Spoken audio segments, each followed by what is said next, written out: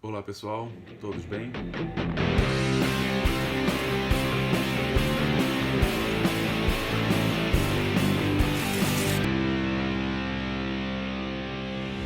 Pessoal, no vídeo de hoje eu vou dar sequência àquelas aulas que eu venho trabalhando com vocês, o tema da prescrição. Como vocês que acompanham aqui o Conectando Penal viram, na última aula sobre prescrição eu trabalhei com vocês o tema das causas interruptivas e suspensivas da prescrição.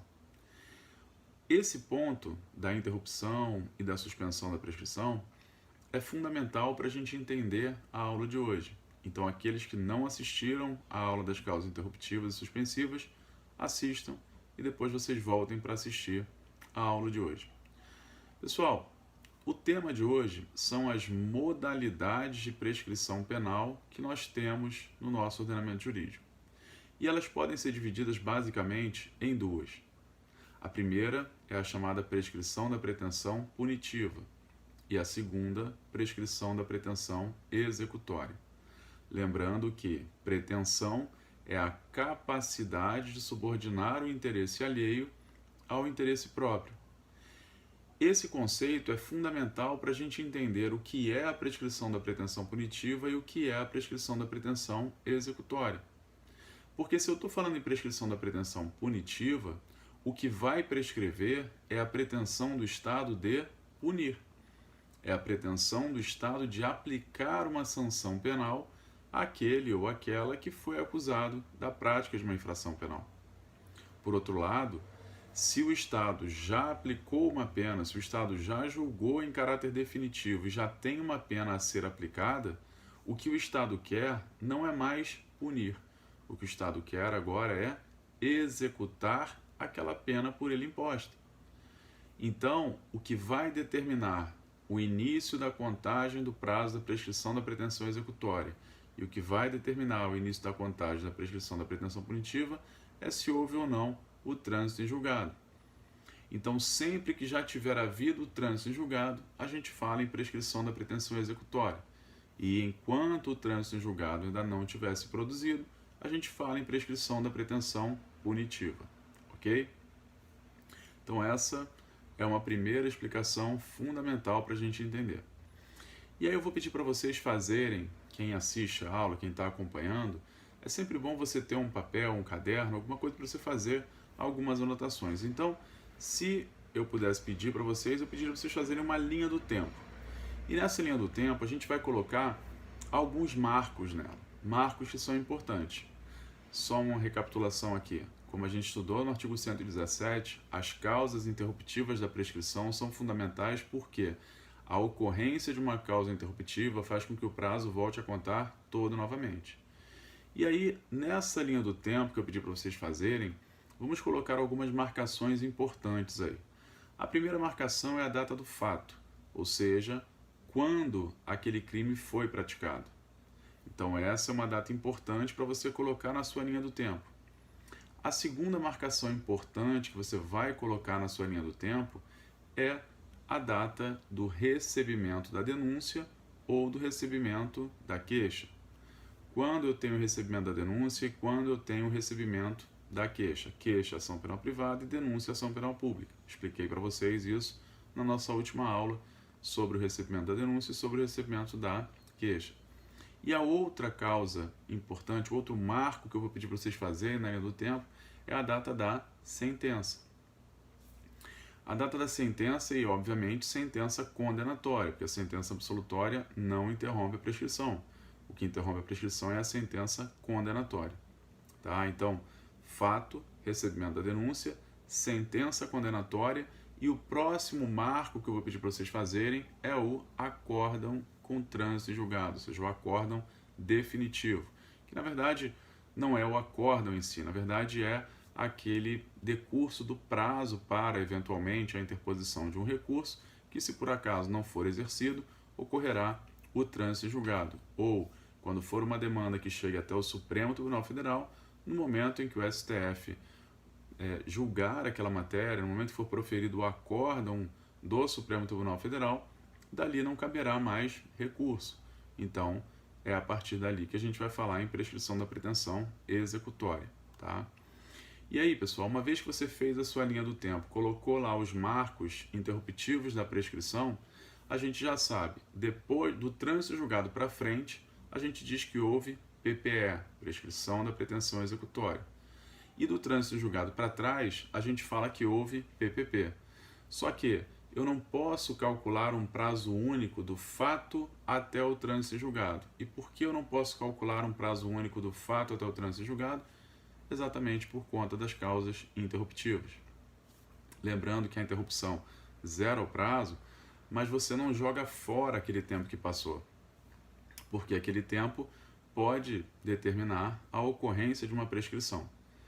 Mais um ponto importante, eu não posso somar os diversos intervalos prescricionais. Eu tenho que respeitar sempre aqueles marcos que ficam ali entre uma causa interruptiva e outra. Eu tenho que respeitar esses intervalos. E aí, nessa linha do tempo que eu pedi para vocês fazerem, entre o fato e o recebimento da denúncia, você pode puxar uma chave e escrever lá PPP, prescrição da pretensão punitiva. E entre o recebimento da denúncia e a sentença, a mesma coisa, PPP, prescrição da pretensão punitiva. E entre a sentença condenatória e o trânsito julgado, mais uma chave, e você escreve embaixo prescrição da pretensão punitiva. O que significa dizer que nós teríamos 3 intervalos aí de prescrição da pretensão punitiva. O primeiro intervalo, entre o fato e o recebimento da denúncia, nós vamos dar o nome de prescrição da pretensão punitiva retroativa. Da mesma forma, o lapso temporal entre o recebimento da denúncia e a sentença, vamos chamar também de prescrição da pretensão punitiva retroativa. E, por sua vez, o prazo entre a sentença condenatória e o trânsito julgado, a gente chama de prescrição da pretensão punitiva superveniente ou intercorrente, ok? Então, a imagem fica mais ou menos assim, a linha do tempo, as causas interruptivas e embaixo delas, cada um dos intervalos tem o seu nome.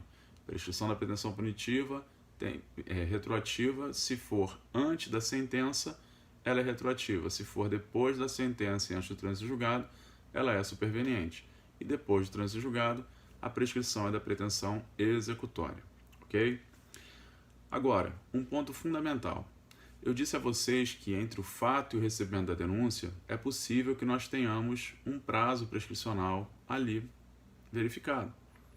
Só que, pessoal, no ano de 2010, o Código Penal passou por uma mudança importante. E que mudança foi essa? Essa prescrição retroativa entre o fato e o recebimento da denúncia, ela deixou de existir. Esse intervalo entre o fato e o recebimento da denúncia, portanto, desde 2010, não pode mais ser levado em consideração para fins de prescrição. E o que aconteceu aqui? O artigo 110 do Código Penal, ele traz para a gente a seguinte redação. A prescrição, depois de transitar em julgado a sentença condenatória, regula-se pela pena aplicada e verifica-se nos prazos fixados no artigo anterior, os quais se aumentam de 1/3 se o condenado é reincidente. O parágrafo 1º tem a seguinte redação. A prescrição, depois da sentença condenatória com trânsito julgado para acusação ou depois de improvido seu recurso, regula-se pela pena aplicada. Eu vou parar a leitura do parágrafo 1º do artigo 110 aqui, nessa parte que fala regula-se pela pena aplicada. E por que isso? Pessoal, até 2010, o parágrafo 1º do artigo 110 acabava aqui. Então ele dizia, a prescrição depois da sentença condenatória com trânsito julgado para acusação ou depois de provido seu recurso, regula-se pela pena aplicada. Parava aí, tinha um ponto e vinha o parágrafo 2º. O que o parágrafo 2º dizia? Ele falava que a prescrição de que trata o parágrafo anterior pode ter por termo inicial data anterior à do recebimento da denúncia ou da queixa. Ou seja, até 5 de maio de 2010, que foi quando a lei foi sancionada, nós tínhamos no texto legal o parágrafo 2º que admitia esse intervalo entre o fato e o recebimento. Porque, como eu falei, o parágrafo 2º dizia a prescrição de que trata o parágrafo anterior. Então, o parágrafo 1º fala da prescrição da pretensão punitiva. Então, a prescrição de que trata o parágrafo anterior, a prescrição da pretensão punitiva, pode ter por termo inicial, ou seja, por data inicial, uma data anterior ao recebimento da denúncia. Então, fato, recebimento da denúncia, esse era mais um intervalo prescricional. Mas aí o que aconteceu no ano de 2010, mais precisamente em 5 de maio? O Congresso Nacional houve por bem sancionar a Lei 12.234, sancionada em 5 de maio de 2010. E o que essa lei trouxe de inovação? Ela simplesmente revogou o parágrafo 2º do artigo 110, aquele parágrafo que eu já disse a vocês, que admitia essa prescrição entre o fato e o recebimento da denúncia, e não contente em revogar o parágrafo 2º, alterou o parágrafo 1º. E aí onde tinha o ponto, falava regula-se pela pena aplicada, e eu disse a vocês que tinha um ponto ali, eles trocaram esse ponto por uma vírgula e acrescentaram a seguinte parte: não podendo, em nenhuma hipótese, ter por termo inicial data anterior à da denúncia ou da queixa. Ou seja, se não bastasse revogar o parágrafo 2º, deixou expresso no parágrafo 1º que em nenhuma hipótese a prescrição poderia ter por termo inicial uma data anterior à do recebimento da denúncia ou da queixa. Então, essa modalidade prescricional entre o fato e o recebimento da denúncia, eu já disse a vocês que tem o nome de prescrição da pretensão punitiva retroativa, ela foi revogada em maio de 2010. Agora, vamos pensar juntos aqui. Pessoal, se ocorre a revogação de uma modalidade prescricional, isso é melhor ou é pior para o réu? É claro que é pior para o réu. Você perder uma modalidade prescricional significa que aquele crime por você praticado não vai prescrever, pelo menos naquele intervalo. Então, se essa é uma novatio legis, é uma lei nova que a gente vai considerar como sendo impégios, ou seja, uma novatio legis para pior, ela não pode retroagir. Então, na prática, se a pessoa tiver cometido uma infração penal após 6 de maio de 2010, que foi quando a lei entrou em vigor, ela não mais terá direito a essa prescrição.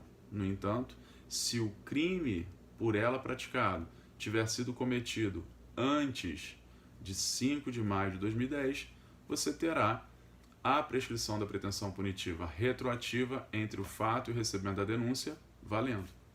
Então esse é um ponto fundamental para quem advoga. Se a pessoa te procura para te contratar como advogado, para narrar a situação criminosa, você fala, mas quando foi esse fato? De quando é o fato pelo qual você está sendo acusado? E a pessoa fala, é de abril de 2010, você fala, bom, então pelo menos essa prescrição você ainda tem direito. Agora, se a pessoa fala, foi em junho de 2010 ou foi no final de maio de 2010, a pessoa já não tem mais direito a essa prescrição da pretensão punitiva retroativa entre o fato e o recebimento da denúncia, ok? Então, pessoal, vamos repassar esse conhecimento aqui. Então, na linha do tempo, fato, recebimento da denúncia, sentença condenatória e trânsito e julgado. Fato e recebimento da denúncia, pode fazer uma chavezinha aí e colocar prescrição da pretensão punitiva retroativa, mas coloca um asterisco aqui até 5 de maio de 2010. Depois, entre o recebimento da denúncia e a sentença, mais uma vez, prescrição da pretensão punitiva retroativa. Depois, entre a sentença condenatória e o trânsito julgado, prescrição da pretensão punitiva, só que agora superveniente ou intercorrente. E por fim, do trânsito julgado para frente, você pode botar o nome de prescrição da pretensão executória. Ok? Então, pessoal, no vídeo de hoje eu queria tão somente explicar para vocês as modalidades e onde elas se verificam. No próximo vídeo, a gente vai ver alguns detalhes que podem fazer com que o prazo prescricional seja majorado ou diminuído. Espero vocês no próximo vídeo e até lá, pessoal.